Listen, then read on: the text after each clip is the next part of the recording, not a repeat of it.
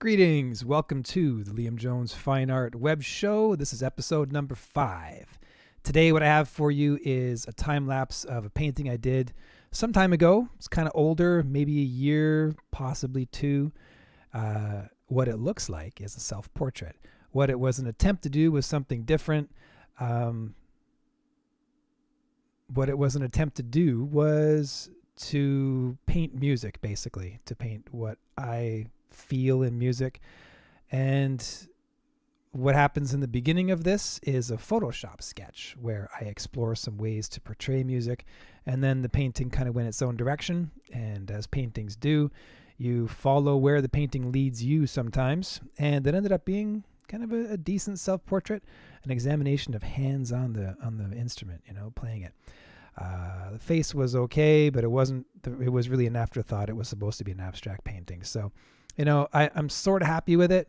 It's not my best, but it was still a really good learning experience for me. And I think you'll like it. Now, as that's being done, I'm going to do a little talk about criticism, because that's something I've been thinking about recently, and I guess for a very long time. I have been criticized many times throughout my life, and I've also given a lot of criticism, and not just in art, but in everything. And you can relate. I'm sure everyone can. Criticism is brutal. So this is some of my accumulated knowledge in my 45 years on the planet on how to give and take criticism, and just to not necessarily giving advice, but more so just talking about it, exploring different perspectives. I hope you get something out of it. Thanks for watching.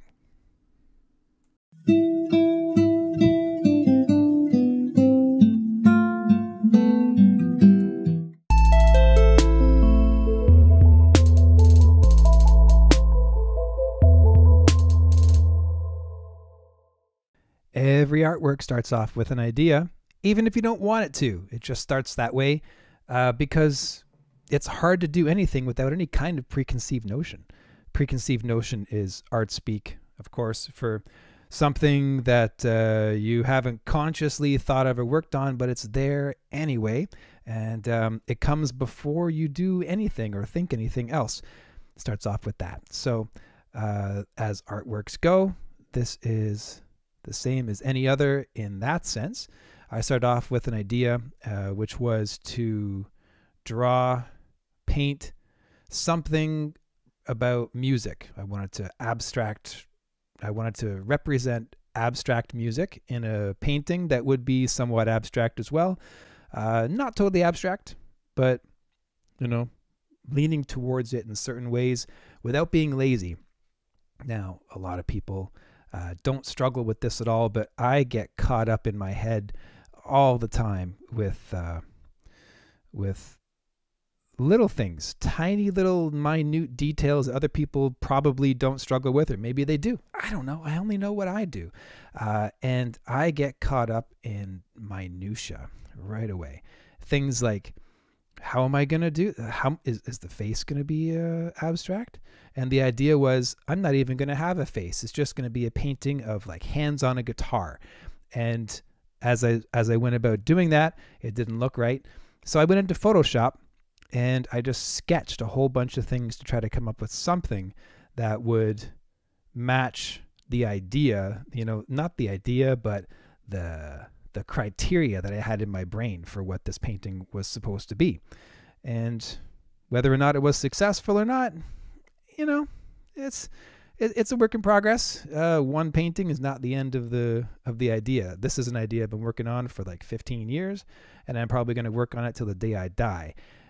So in that sense, it was a step towards this idea of painting music, which I'm going to be exploring quite a bit in the coming weeks. I got some stuff planned out for you guys I think you're really going to like. If you dig this kind of nerdy stuff, painting music, how do you represent something abstract in a painting and make it in a way that people can understand and go, oh yeah, I see what you did there. That's the kind of subject matter that gets me really excited about art, where you're messing with the concept and the idea just as much or more so than you are with the actual painting and being able to accomplish it well. So this painting here that you're seeing, that's the core idea. Now, let's talk a little bit about criticism, shall we? When I was a teen, I loved drawing. I loved drawing comic books mostly. I read comic books, collected them, and I copied them, and I drew my own stuff. I was always drawing, and I liked Daredevil. So I had drawn a Daredevil comic that was 2 or 3 pages. I made sure that the size was the right size. And this comic was really simple. It was just, Daredevil's going and fighting bad guys in a warehouse somewhere. And I copied Jim Lee a little bit in his style and, Scott Williams style inking. It was just penciled, but, it wasn't great. But I thought it was. I thought it was awesome. See, up until that point, all I had ever gotten from everybody was positive reinforcement, pats on the back, and boy, you're really talented. Or, oh, I wish I could draw like that. I wish I could draw. All I can draw is a stick figure. So I took my comic under my arm and I went with my dad to a comic book convention in downtown Toronto, back when comic book conventions weren't cool. It was a nice one though. It was good. There were some artists there, big name artists who had big lineups, but I didn't have a lot of patience, and my dad was with me, and I didn't want to put him through a huge rigmarole. So I went and found an artist who had a shorter line, and he was still a very accomplished, amazing artist in and of his own right. I don't remember his name, but God bless this guy. He was great. So I went up and I talked to him a little bit. I paid him for a commission. He drew a picture of Wolverine for me, and I showed him my comic with, eyes wide in anticipation, hoping that he would recognize my genius and that he would, promote me to Marvel Comics or Dark Horse or whoever he worked with, that I would maybe be the first genius teenager to go and work for said comic book company. So he looked at my comic and he was patient and kind, and he gave me criticism. He said, you need to work on your anatomy, and you can loosen up on this here and tighten up on this here, and maybe figure out perspective a little bit more. And, the stuff you learn as you draw over the course of many years and go to post-secondary education, which I didn't have any of that. I was a 14-year-old, 14-year-old kid with the stars in my eyes. So when he gave me that criticism, as well-meaning and gentle as it was my first hit of real artistic criticism in something that I thought I was wonderful at. And I was a little, what's the word? Not really hurt, but crestfallen. I was crestfallen. Okay. I went home. I didn't let on that I was, hurt, but I was, and I had to deal with that. And every bit of criticism that I've had in my life, since then, it tends to stick, doesn't it? When someone says something negative to you, it doesn't really go away. It always lingers in the back of your mind, and you have to process it and deal with it. What that guy told me was true and honest and very helpful in the long run. And I think I handled it all right. I still kept on drawing and kept on going about, getting into that whole thing and becoming an artist, going to post-secondary, and here I am today, despite the criticism. So it wasn't the end of the world. You know yourself better than anybody else. At least you should. And you should be able to judge your own actions and your own output and your own, anything that people can criticize. You have the insider's view on it. You got the monopoly. And yet, when other people come and criticize you, whatever it is that you're doing, it somehow hurts and causes a reaction, and you can lose friends and things blow up, and it gets really interesting as soon as someone throws a criticism. So why is that? Why is speaking negatively such a big deal, and what do you do with it? Well, in my case, as my 14, 15-year-old self, it spurred me on ultimately. But it could just as easily have turned me off of art forever, and I could never have gone back. Thank goodness that was not the case. The dichotomy with receiving criticism is that you have to balance whether or not the criticism was valid and true, helpful, maybe well-intentioned, right? You have to balance that with it being possibly not true. Maybe just something that was said to hurt you. Maybe the person had the wrong idea. Maybe because you're that first person who's inside of it, maybe you just know better than they do and they're missing the point altogether. It could be that they don't think about you all that much and their opinion really doesn't matter. What I've found is that when someone criticizes me, that whether or not the intention is good or bad, the criticism often has tremendous value, as painful as it is to take. What I've tried to do over the years is take people's criticism and not take it to heart, to be able to keep on going and either correct it or, be humble about it, right? I think the proper response when someone criticizes you is to respond with that spirit of humility.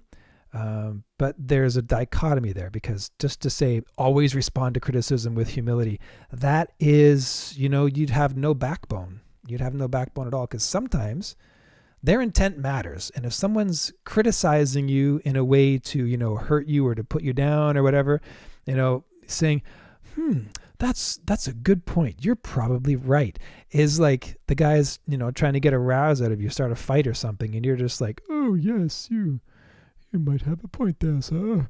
Cheers. Taking criticism is like an art form, because you're self-aware. When someone criticizes you honestly, that has more impact. When really, why should that be? If you know that you're missing in a particular area and someone criticizes it, I mean, the logical response is, yeah, that's true. You got me dead to rights there. And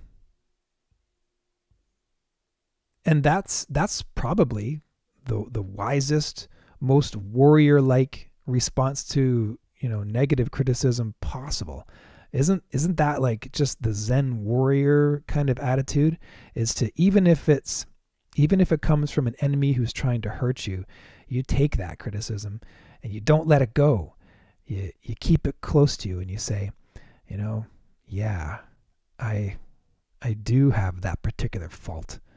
That's true. That's a hole in my game. And your enemies in some ways are worth more value than your friends.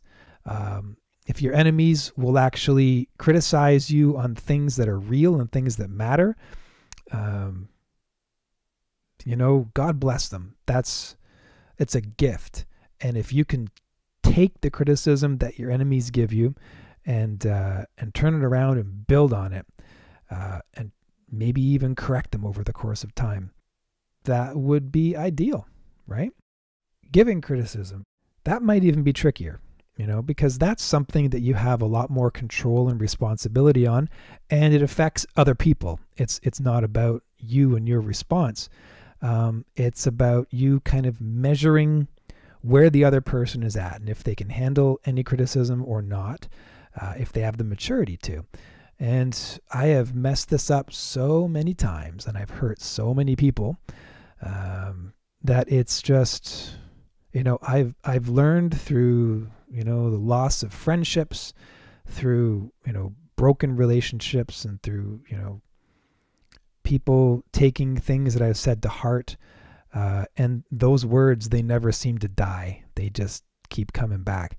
So I've learned firsthand that, criticisms are very, very risky for the sake of, relationships. Needless to say, I have messed up many times on giving criticism. And for those people that I've hurt, the apologies just keep on flowing. And if I'm in contact with them, it's like, hey, sorry for the thing that I said there that time. And you don't want to dwell on things, but you can see it, right? Those words, they may have been 15, 20, 25 years ago. They're still there, right? If you're in contact with them. And it's really interesting the way negativity just propagates. The word negativity is so loaded, right? I mean, you say, oh, I don't want that negativity in my life. That person's just so negative. I have a different view. If someone is going to tell you something negative, there's value in it. Grab it. Sometimes that negative Nancy, that pessimist, that, critical jerk is exactly what you needed. They may be a drag to be around, but those little gold nuggets of wisdom they drop on you, sometimes, man, it's valuable. But the times that I've, criticized people, even with the best of intentions and being very careful, it's still backfired more often than it's benefited. So if I were to give advice on giving criticism, I would be very, very careful about criticism, about dishing it out. Make sure that there's lots of positive affirmation. And, if you get any kind of whiff that the person can't take it, don't even go there. They can't handle the criticism. If they're going to stop the thing they're doing, if they're going to, break the relationship, if you realize that they're not actually looking for criticism, that they're just looking for that pat on the back, it's a gamble. It's a real serious gamble. And that's not to say that you shouldn't criticize, that you shouldn't give the criticism. Sometimes when you go there, especially when it's someone you care about, those words, provided that you're not negative and critical all the time, that you're careful with it, the person will realize that, hopefully. And it could actually deepen your friendship and deepen your trust rather than, break the relationship altogether. See, to be brutally honest about the whole thing, if a friend can't take constructive criticism from another friend, the relationship can only go so deep. A real friend is going to tell you the truth, and even though it's going to hurt, and it's implicit on both parties, both the giver and the taker of the criticism, to be mature about it, to not overdo it, and to move past it as soon as possible and grow.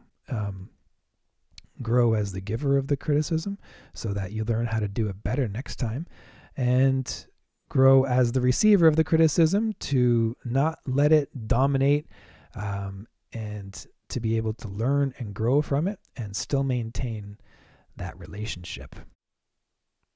I have one good story that I'll share with you. Yeah.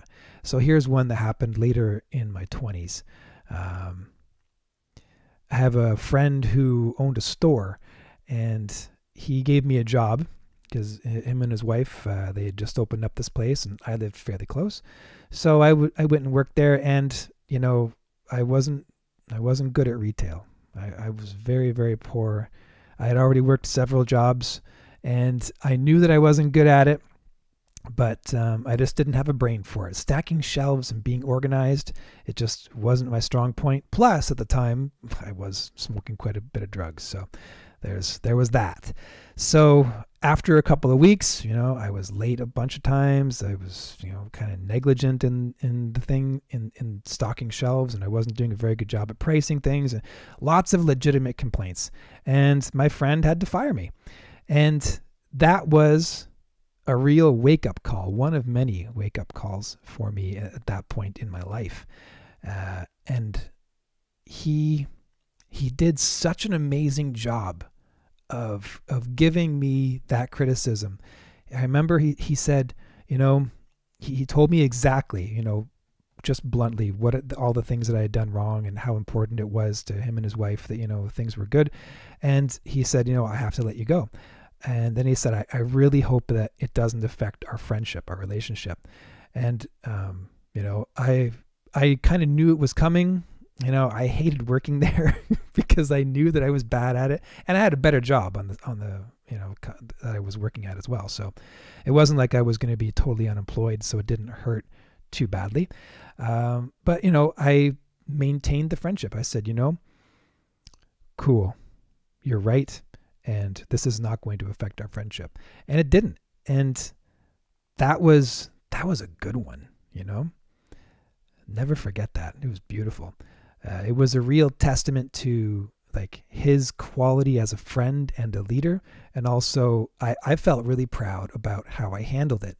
Even though, of course, I was I was a horrible friend, I let him down big time. So, but that was many years ago. So, since then we're still buds. I've been friends pretty much my whole life, actually. So, it's the benefits of criticism, in my opinion, far outweigh the negatives, provided that the receiver of the criticism has the maturity to take it, and that the giver of the criticism has the maturity to rein it in and to be very, very judicious in how to say said criticism. And I think that's all I've got for now. Yes, that's all I've got. Thanks so much for joining me. I will see you next week with more art and things to think about.